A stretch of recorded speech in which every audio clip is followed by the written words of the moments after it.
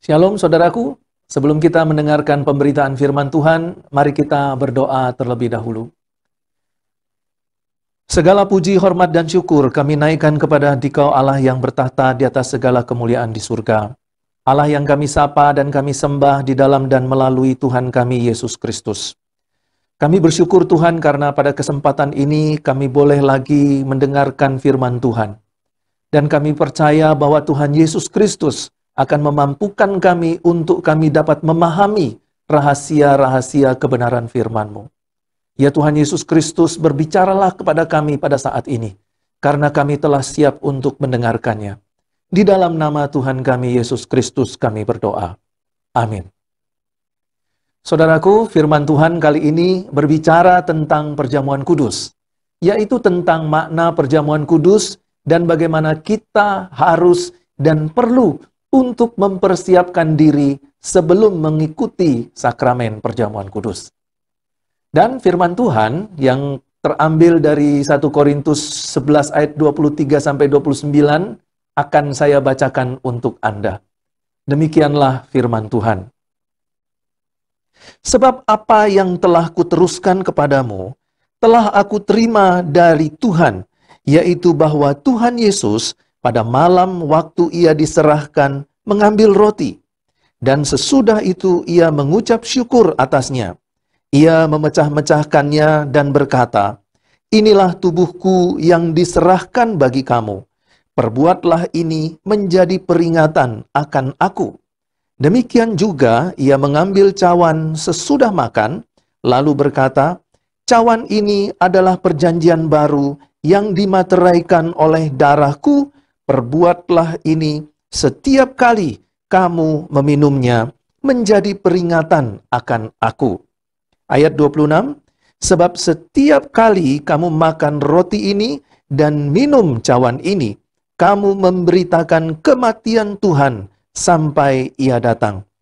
Jadi, barang siapa dengan cara yang tidak layak makan roti atau minum cawan Tuhan, ia berdosa terhadap tubuh dan darah Tuhan. Karena itu, hendaklah tiap-tiap orang menguji dirinya sendiri, dan baru sesudah itu ia makan roti dan minum dari cawan itu. Karena barang siapa makan dan minum tanpa mengakui tubuh Tuhan, ia mendatangkan hukuman atas dirinya." Saudaraku, ketika kita berbicara tentang perjamuan kudus, kita tidak dapat memisahkannya dengan Paskah. Kita tahu bersama bahwa Paskah pertama terjadi ketika bangsa Israel keluar dari Mesir menuju tanah perjanjian.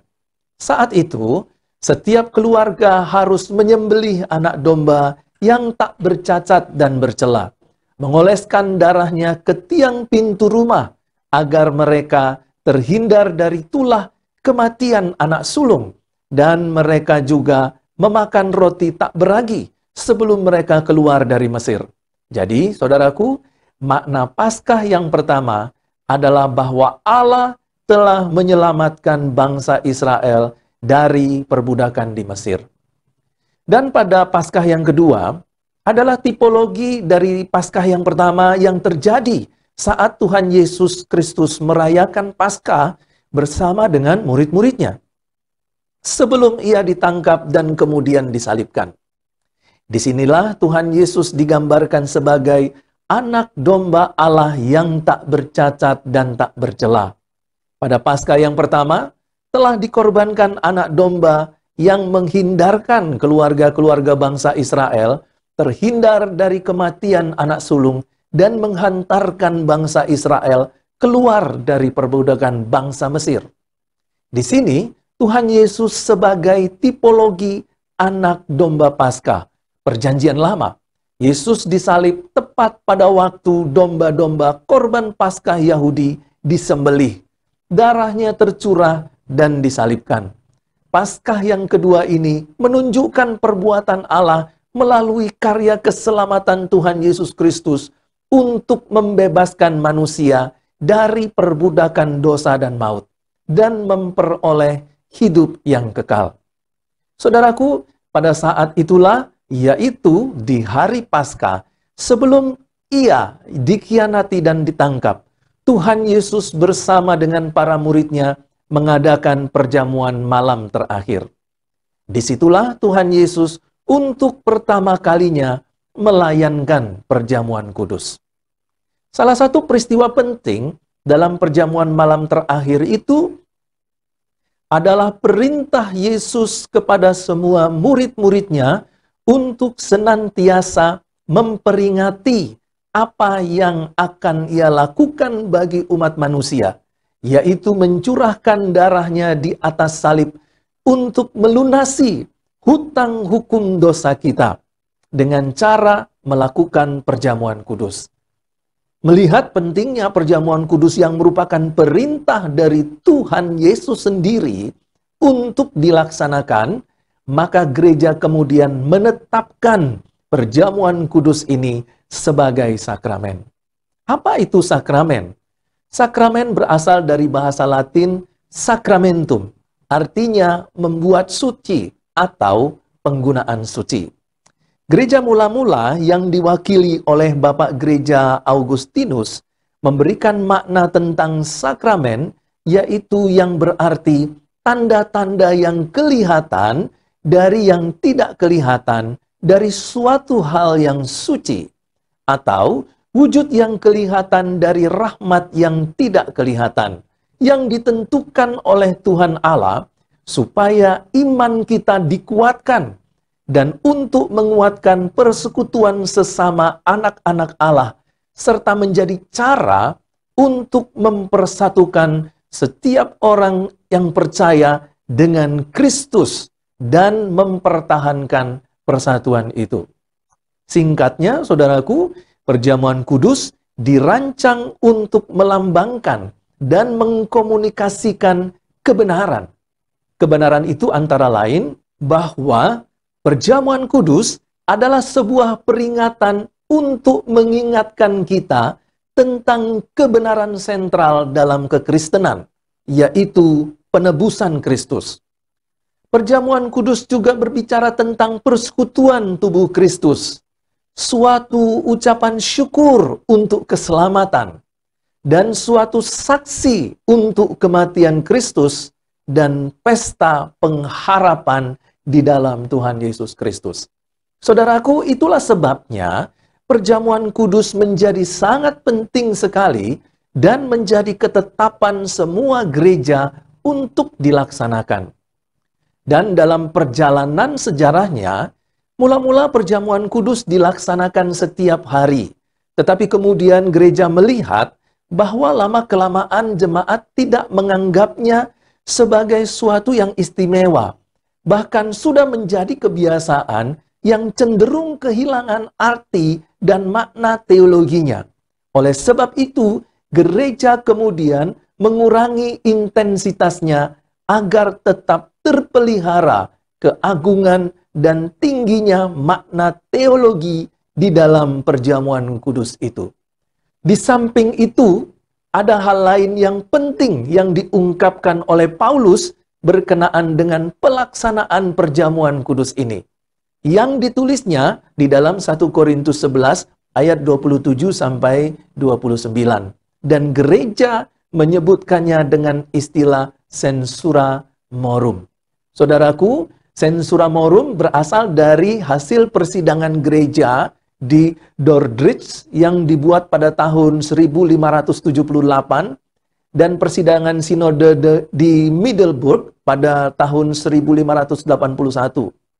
Pelaksanaan sensura morum juga ditekankan oleh Yohanes Calvin dan mengajarkannya sebagai pengujian yang harus dilayankan gereja dan dilakukan oleh jemaat sebelum dilakukannya sakramen perjamuan kudus. Apa itu sensura morum? Sensura morum adalah pemeriksaan, pengujian, dan morum yang berarti moral. Jadi sensura morum berarti pemeriksaan atau pengujian moral. Mari kita selidiki sensura morum ini dalam terang firman Tuhan. Di dalam 1 Korintus 11 ayat yang ke-27, di situ dikatakan, Jadi barang siapa dengan cara yang tidak layak makan roti atau minum cawan Tuhan, ia berdosa. Dalam bahasa Yunani, bersalah terhadap tubuh dan darah Tuhan. Di dalam terjemahan bahasa Indonesia sehari-hari, dikatakan, oleh karena itu, orang yang makan roti Tuhan atau minum anggur Tuhan dengan cara yang tidak patut, orang itu berdosa terhadap Tuhan yang sudah mengorbankan tubuh dan darahnya. Saudara, menarik di ayat ini adalah munculnya kata berdosa yang dikaitkan dengan pelaksanaan perjamuan kudus. Bagaimana bisa di satu sisi kita melaksanakan perjamuan kudus dan di sisi lain orang bisa berdosa? Bagaimana bisa? Apa sebenarnya yang dimaksudkan dengan kata berdosa pada ayat ini?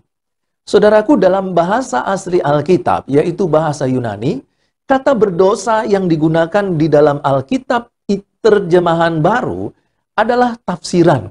Dalam bahasa Yunaninya disebut bersalah, bukan berdosa, atau bertanggung jawab. Bersalah di sini mengacu pada tindakan yang mencemarkan sejarah dan makna kematian Kristus di kayu salib melalui perjamuan kudus. Karena berdosa itu mereka tidak layak untuk mengikuti perjamuan kudus. Sebagian teolog mengatakan bahwa mereka melakukan perjamuan kudus dengan cara yang tidak benar. Dan karena itu, mereka tidak memiliki kompetensi secara rohani untuk mengikuti perjamuan kudus. Jadi, saudaraku, kesalahan yang tidak diselesaikan sebelum pelayanan perjamuan kudus mengakibatkan setiap orang yang termasuk di dalamnya tidak dapat mengikuti perjamuan kudus. Saudaraku, kata kesalahan atau yang Lembaga Alkitab Indonesia terjemahkan sebagai berdosa, yaitu aktivitas makan roti dan minum dari cawan dengan cara yang tidak layak. Di dalam bahasa Yunaninya disebut hoste enoxos estai. Kalau kita terjemahkan, akibatnya dia akan bersalah. Akibatnya dia akan bersalah. Mengapa? Pertimbangannya adalah bahwa memakan roti dan minum dari cawan adalah memproklamasikan kematian Tuhan. Maka ketika seseorang makan dan minum dari cawan dengan cara yang tidak layak, pastilah suatu dosa yang menyedihkan. Pertanyaannya, sikap yang tidak layak itu seperti apa? Pertama, dengan cara yang salah. Saudaraku, perhatikan kalimat makan atau minum dari cawan. Di situ ada kata penghubung atau. Maksudnya di sini adalah bahwa siapapun yang mengambil roti tanpa anggur atau anggur tanpa roti tidak layak berkomuni. Dan karenanya bersalah atas tubuh dan darah Kristus. Karena dia tidak mematuhi perintah Kristus untuk mengambil bagian dari keduanya. Yang dimaksudkan di sini adalah pada saat jemaat di Korintus selesai memakan roti, mereka tidak langsung meminum anggur. Tetapi ada jeda atau interval waktu yang cukup lama. Barulah mereka meminum anggur. Akhirnya, sering juga terjadi bahwa perjamuan kudus itu hanya dilayankan pada satu jenis saja. Hanya makan roti atau minum anggur saja. Konsekuensinya nampak dalam perkataan Paulus. Barang siapa bersalah karena tingkah lakunya yang tidak layak, baik di dalam memakan roti atau meminum cawan, bersalah atas tubuh dan darah Kristus. Ketika ketidakwajaran terjadi hanya dalam salah satu dari dua elemen perjamuan kudus, itu berarti telah merusak persekutuan sejati di kedua elemen tersebut. Jadi, saudaraku, jangan hanya meminum anggurnya saja atau memakan rotinya saja, tetapi harus kedua-duanya. Karena mencemarkan satu elemen dari perjamuan kudus itu berarti mencemarkan keduanya. Tetapi tidak juga kemudian dapat diartikan ketika hanya menerima satu elemen perjamuan kudus dengan layak adalah sama dengan menerima keduanya dengan layak. Makan roti ini dan minum dari cawan adalah dua elemen yang tak dapat dipisahkan yang menyatakan kematian Tuhan Yesus Kristus. Kita tidak punya hak untuk berasumsi bahwa boleh makan tanpa minum atau sebaliknya. Itu berarti harus seluruh bagian, yaitu bahwa kita harus makan dan minum dari cawan perjamuan kudus. Kemudian yang kedua, yaitu dengan tidak sopan. Paulus berbicara tentang perilaku tercela yang menjadi ciri orang Korintus saat mereka berkumpul untuk perjamuan Tuhan. Mereka bersalah atas perilaku ceroboh dan tidak sopan. Pada ayat 21 dikatakan di situ bahwa mereka minum anggur perjamuan sampai mabuk. Dengan bertindak demikian itu berarti telah bersalah atas tubuh dan darah Tuhan. Martabat yang mereka ambil dan akhirnya membuat mereka menjadi tidak memiliki kompetensi rohani. Saudaraku, jika perjamuan Tuhan pada hakikatnya adalah proklamasi kematian Kristus, maka mereka yang menghadirinya lalu kemudian menganggapnya hanya sebagai makan biasa atau dengan cara yang tidak sopan atau untuk tujuan lain selain yang ditetapkan, itu sudah terkategorikan bersalah atas tubuh dan darah Tuhan. Artinya, mereka menjadi bersalah sehubungan dengan tubuh dan darah Kristus. Perhatikan Yakobus 2 ayat 10, seseorang yang menginjak-injak bendera negaranya, menghina negaranya. Dan seseorang yang memperlakukan lambang tubuh dan darah Kristus dengan tidak hormat, bersalah karena tidak menghormati Kristus. Saudara, dengan penggunaan cara-cara yang tidak sopan dari makan roti atau minum dari cawan, dalam peraturan ini, itu juga berarti suatu penghinaan pada seluruh kebaktian. Kemudian yang ketiga adalah egois.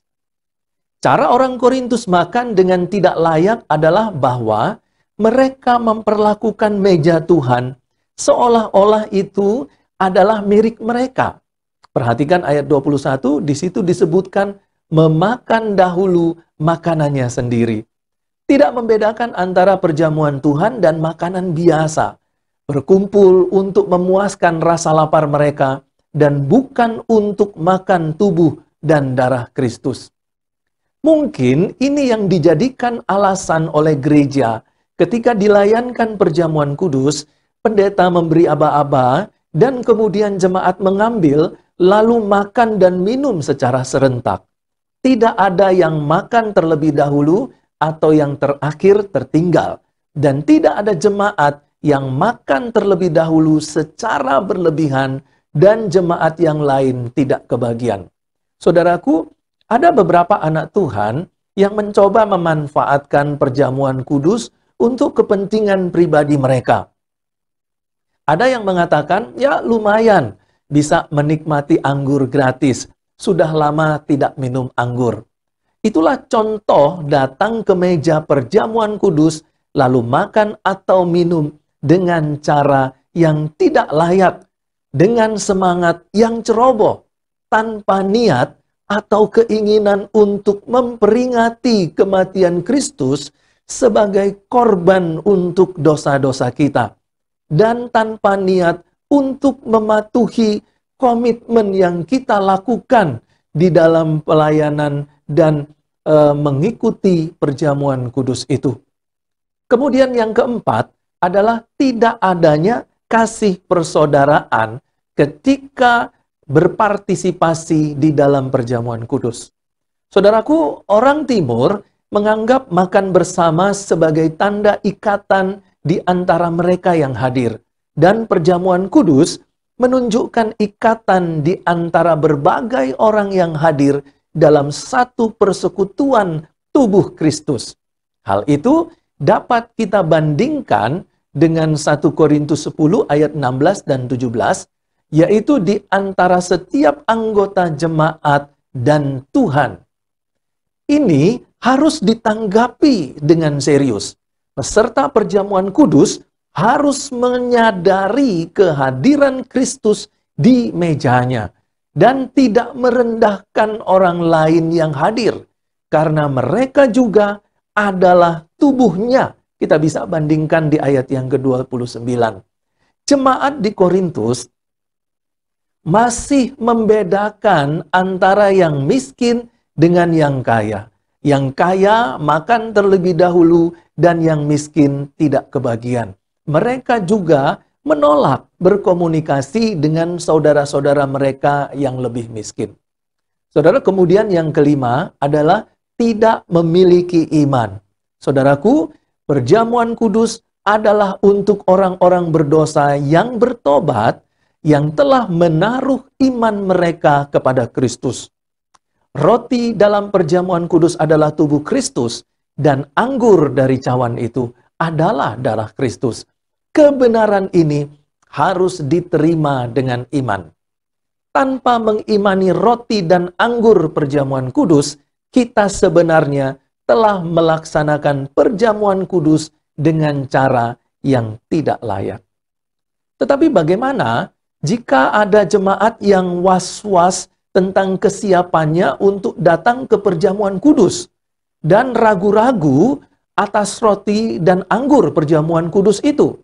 Saudaraku, walaupun hal tersebut menunjukkan iman yang lemah, tetapi jika ada niat yang sungguh untuk mengikuti perjamuan kudus, keadaan itu adalah jauh lebih baik daripada sikap tidak peduli atau sikap munafik terhadap perjamuan kudus. Ingat, saudaraku, bahwa Kristus datang untuk menyembuhkan bukan orang yang sehat, tetapi orang yang sakit. Dan keenam adalah tidak menghormati simbol perjamuan kudus. Saudara, tidak menghormati simbol adalah tidak menghormati apa yang mereka wakili. Jemaat di Korintus tidak menghormati simbol-simbol perjamuan kudus. Orang-orang di Korintus tidak memperlakukan roti dan anggur perjamuan dengan benar dan tidak menghormatinya. Contohnya, anggur perjamuan dianggap seperti minuman beralkohol biasa yang dapat membuat mereka menjadi mabuk. Seseorang yang membakar bendera negara asalnya bersaksi bahwa dia tidak menghormati tanah airnya. Diberikan bahwa sebuah bendera hanyalah sepotong kain. Bagaimanapun juga kita tahu bahwa itu adalah lambang suatu bangsa.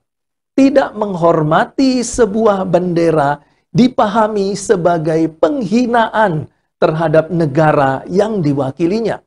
Demikian pula, mengambil bagian dengan tidak layak dalam elemen komuni atau perjamuan kudus itu sudah menandakan sebuah penistaan.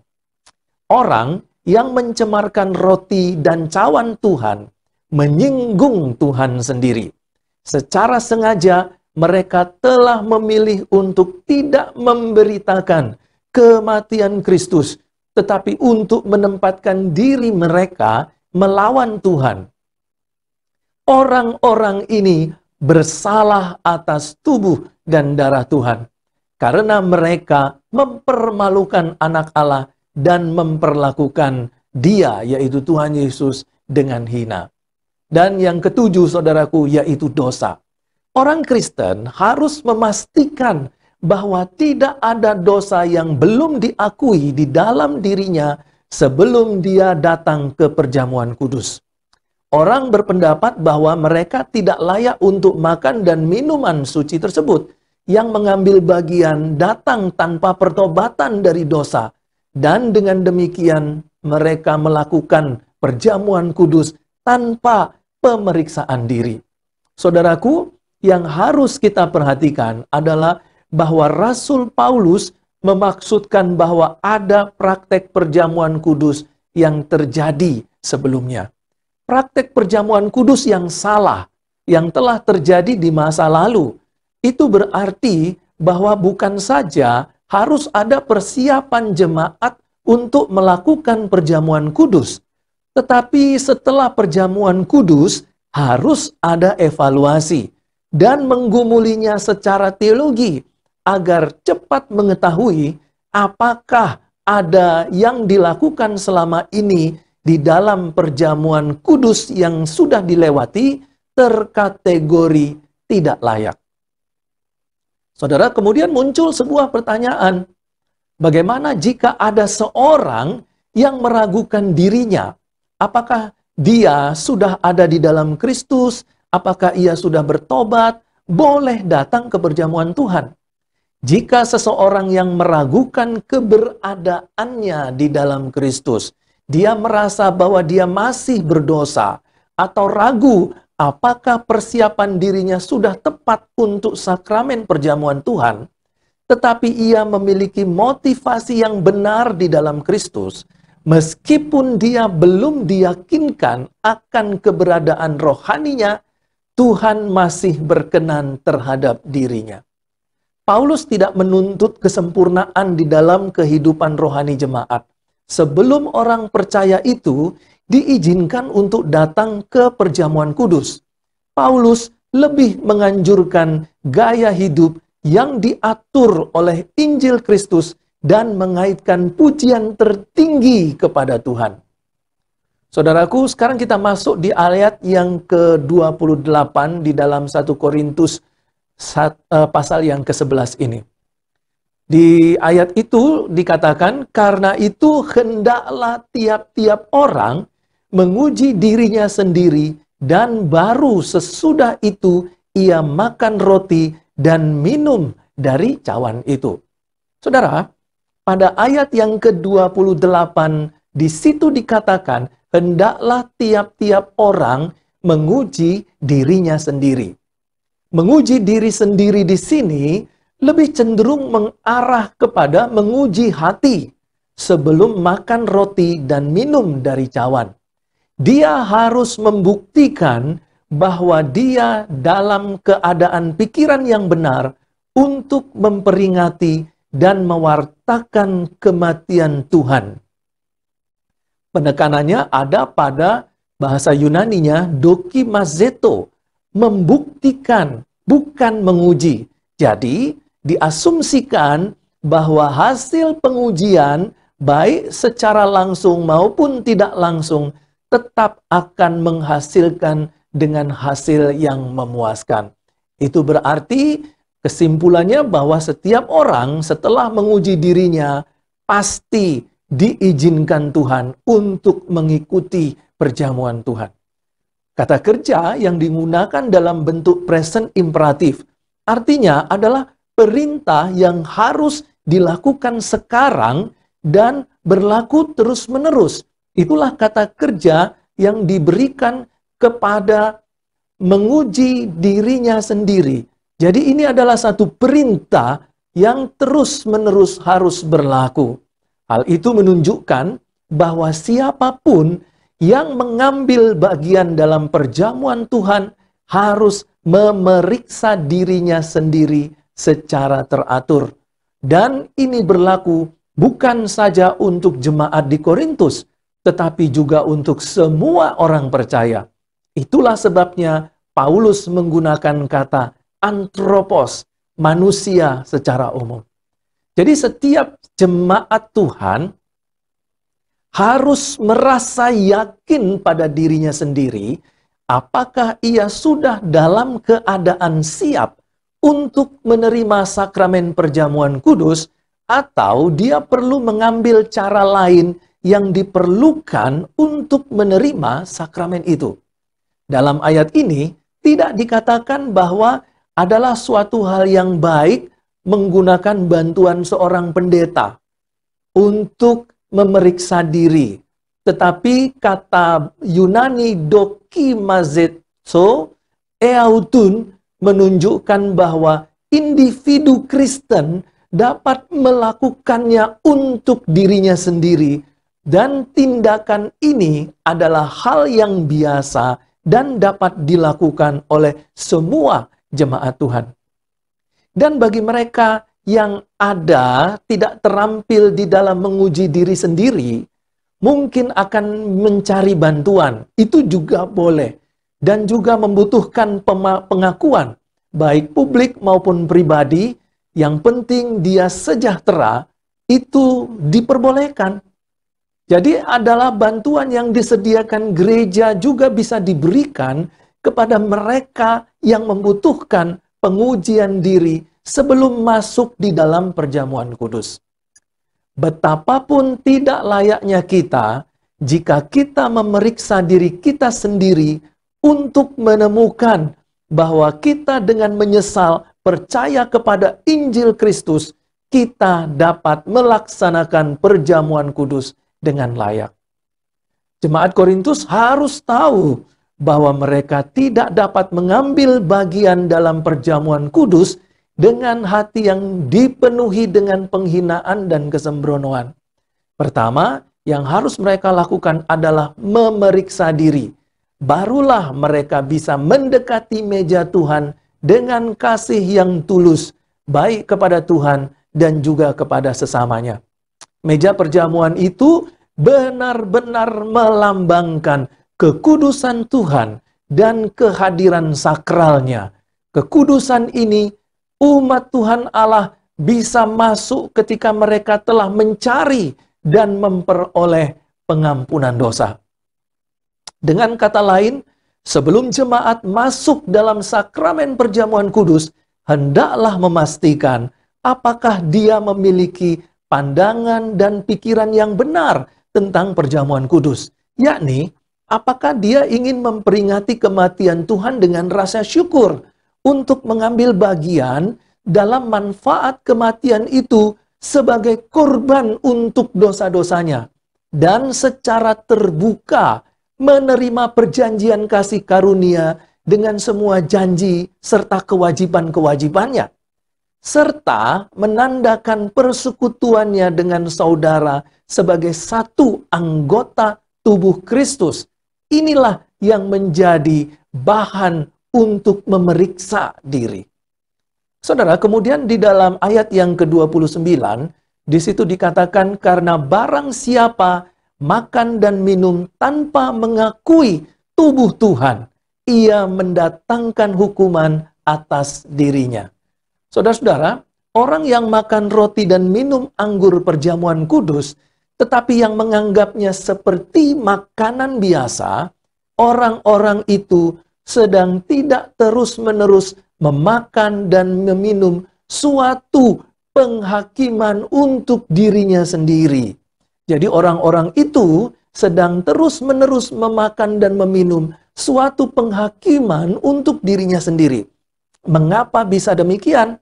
Karena mereka yang pertama tidak menilai dengan benar, tidak menghormati tubuh Kristus. Yang kedua, tidak menyadari kesucian tubuh Kristus. Dan yang ketiga, tanpa mengenali hubungan mereka dengan tubuh Kristus. Mereka memakan roti dan meminum perjamuan kudus, tetapi yang menganggapnya seperti makanan biasa. Beberapa orang Korintus datang ke meja Tuhan dengan cara yang tidak layak. Pendekatan yang tidak layak ini berkaitan dengan pelanggaran persekutuan, berkaitan juga dengan pengajaran-pengajaran yang tidak benar, dan juga berkaitan dengan masalah sikap. Mendekati meja Tuhan dengan begitu sembarangan berarti makan dan minum keputusannya untuk diri sendiri dan gagal untuk membedakan dengan tubuh Tuhan.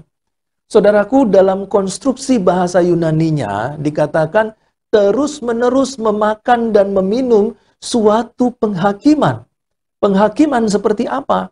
Dijelaskan di ayat yang ke-30 di sini dikatakan, sebab itu banyak di antara kamu yang lemah dan sakit, dan tidak sedikit yang meninggal. Di sini bukan berarti kehilangan keselamatan, tetapi kehidupan fisiknya yang mengalami penghakiman. Konteksnya menyiratkan bahwa penghakiman itu merugikan dan menghukum dengan hukuman yang bersifat sementara, tidak kekal. Hukuman duniawi ini dikirim untuk menyelamatkan para pelanggar dari hukuman kekal. Itulah cara Tuhan, yaitu dengan menggunakan metode disiplin yang begitu keras terhadap anak-anaknya, agar mereka dapat mempromosikan penghormatan suci untuk hal-hal tentang roti dan minum dari cawan Tuhan. Hanya dengan demikian, penyembahan yang sejati ini dapat berkembang. Datang ke perjamuan Tuhan tanpa pengakuan dosa, membawa hukuman bagi peserta yang bersalah.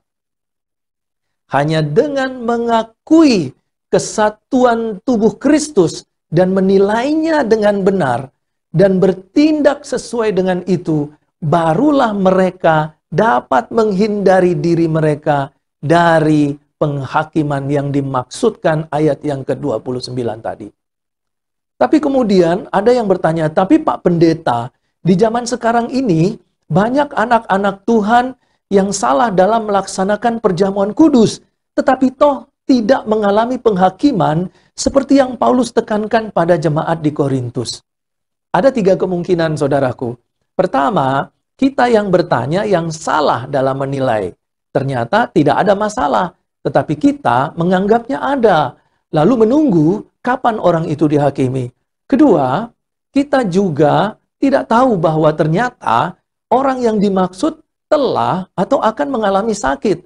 Dan yang ketiga, ada kemungkinan Tuhan masih bersabar dan memberi kesempatan yang lebih panjang untuk kita membenahi diri dan bertobat. Berkaitan dengan ayat 31 dan 32 yang sudah kita bicarakan tadi, sebagaimana jemaat di Korintus ternyata mengalami sakit dan kelemahan karena kesalahan mereka di dalam melaksanakan perjamuan kudus. Lalu kemudian mengambil kesimpulan bahwa kesalahan dalam melaksanakan perjamuan kudus menyebabkan sakit penyakit. Dan kemudian melanjutkan dengan logika. Itu berarti kalau melaksanakan perjamuan kudus dengan benar akan mendatangkan kesembuhan ilahi. Tidak demikian, saudaraku. Lalu kemudian kita pun berbondong-bondong berdoa, minta doa kesembuhan ilahi setelah perjamuan kudus. Tidak demikian. Ingat, saudaraku, dalam konstruksi studi tata bahasa Yunaninya, bukan konstruksi kalimat bersyarat jika maka. Ini adalah sebuah narasi dengan modus indikatif yang menyatakan bahwa penghakiman berupa sakit dan kelemahan tubuh akan dialami mereka-mereka yang salah di dalam melaksanakan perjamuan kudus. Titik. Tidak ada yang lain lagi. Saudaraku, demikianlah firman Tuhan yang luar biasa telah memberikan kepada kita pemahaman yang baru lagi, atau mengingatkan kita lagi bagaimana makna perjamuan kudus di dalam hidup kita, di dalam diri kita, di dalam persekutuan bersama dengan tubuh Kristus sebagai satu sakramen yang kudus, yang suci, di mana Tuhan hadir di dalamnya. Karena itu kita perlu untuk mengkoreksi diri, memeriksa diri kita, apakah kita selama ini melakukan hal-hal yang tidak layak ketika kita melaksanakan perjamuan kudus. Pengkoreksian itu membawa kita kepada permohonan untuk dibenarkan, diampuni dosa kita oleh Tuhan Yesus. Sehingga kemudian kita dilayakkan kembali pada kesempatan berikutnya untuk melaksanakan dan mengikuti perjamuan kudus, serta menikmati anugerah dan rahmat Tuhan yang luar biasa dari perjamuan kudus. Kiranya firman Tuhan yang luar biasa ini memberkati saudara-saudara, dan Roh Kudus memampukan kita untuk melakukan firman Tuhan ini. Tuhan Yesus memberkati. Mari kita berdoa. Tuhan Yesus Kristus, kami mengucap syukur karena pada kesempatan ini kami telah mendengarkan firman Tuhan. Dan kami sungguh bersyukur Tuhan, kami diingatkan kembali bagaimana sikap kami dan bagaimana komitmen kami dalam cinta kasih kami kepada Tuhan ketika kami berpartisipasi di dalam perjamuan kudus Tuhan. Dan kami rindu Tuhan, Roh Kudus memampukan kami untuk terus mengingat firman Tuhan ini, bahkan lebih lagi memampukan kami untuk melakukan firman Tuhan ini. Terima kasih ya Tuhan Yesus untuk lawatan firman Tuhan pada saat ini. Dan kiranya Tuhan Yesus terus memberkati kami. Di dalam nama Tuhan Yesus kami berdoa. Amin.